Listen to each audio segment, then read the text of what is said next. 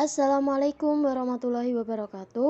Kami dari kelompok 5 yang akan menjelaskan tentang evaluasi pembelajaran.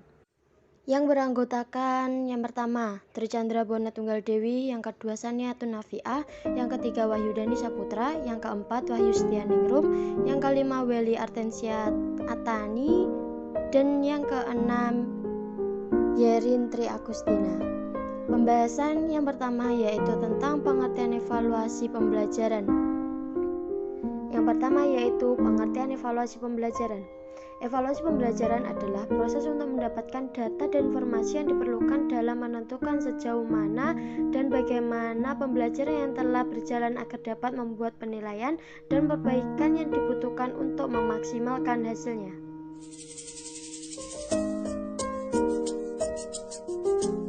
Selanjutnya, tujuan evaluasi pembelajaran. Tujuan evaluasi pembelajaran ini dibagi menjadi 4. Yang pertama, untuk mengetahui tingkat efektivitas proses pembelajaran yang dikembangkan oleh pendidik, maka penilaian harus dilakukan secara berkesinambungan. 2. Untuk mengetahui tingkat pencapaian kompetensi oleh peserta didik. 3. Untuk menentukan posisi dan penempatan peserta didik dalam pembelajaran sesuai dengan potensinya, maka seringkali penilaian bersifat diagnostik.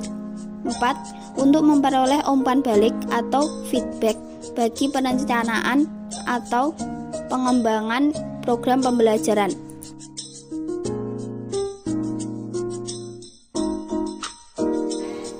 Kemudian, fungsi evaluasi pembelajaran. 1. Evaluasi berfungsi sebagai penempatan.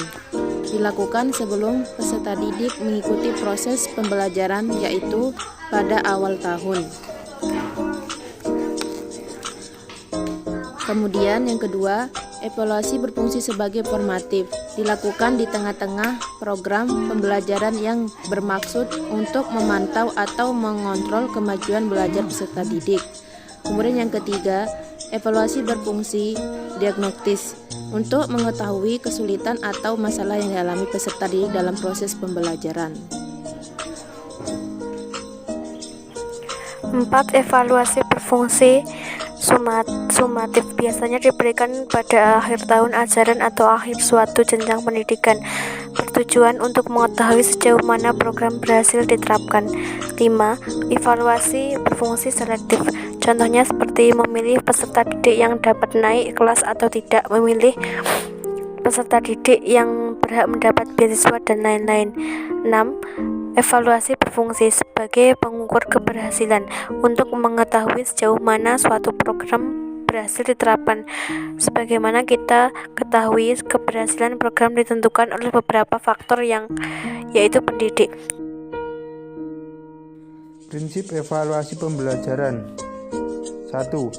Prinsip berkesinambungan, yaitu merupakan evaluasi yang dilaksanakan tidak hanya 1 bulan sekali atau 2 bulan sekali, melainkan dilaksanakan terus-menerus pada setiap proses pembelajaran. Yang kedua, prinsip menyeluruh, yaitu dilakukan pada semua aspek kepribadian peserta didik, aspek intelijensi, pemahaman, sikap, kedisiplinan, dan tanggung jawab. Yang ketiga, prinsip objektivitas, yaitu dilakukan berdasarkan keadaan sesungguhnya. Yang keempat, prinsip validitas, yaitu dilakukan berdasarkan hal-hal yang seharusnya dievaluasi, meliputi seluruh bidang-bidang tertentu yang ingin diselidiki. Alat tes yang digunakan benar-benar dapat mengukur apa yang ingin diukur. Kemudian yang keenam yaitu prinsip efisiensi. Evaluasi dapat dilaksanakan secara cermat dan tepat sasaran. Kemudian yang ketujuh, prinsip ta'abudiyah dan ikhlas. Evaluasi dilakukan dengan penuh ketulusan dan pengabdian kepada Allah Subhanahu wa taala. Selanjutnya yaitu teknik evaluasi pembelajaran. 1. Teknik tes Urian, tes objektif, jawaban singkat, menjodohkan benar atau salah, penilaian untuk kerja, performance assessment. Yang kedua, teknik non-tes, observasi, pengamatan, angket, skala wawancara, checklist, penilaian diri, portofolio. Cukup sekian penjelasan materi dari kelompok kami, kurang lebihnya kami mohon maaf. Wassalamualaikum warahmatullahi wabarakatuh.